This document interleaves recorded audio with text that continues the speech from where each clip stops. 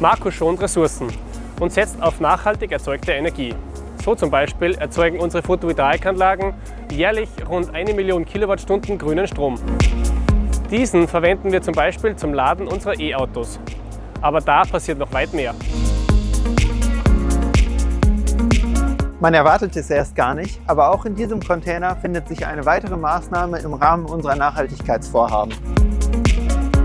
Durch diese sehr starke Wärmepumpe können wir nötige Vorlauftemperaturen in unseren Prozessen erreichen. Gleichzeitig können wir dadurch immer stärker auf fossile Energien verzichten.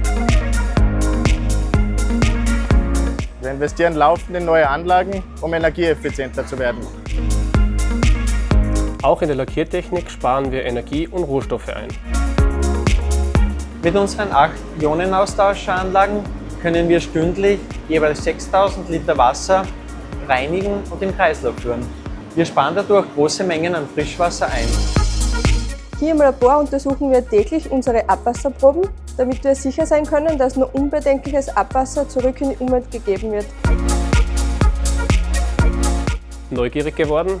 Dann klickt euch durch unseren Zukunftsbericht.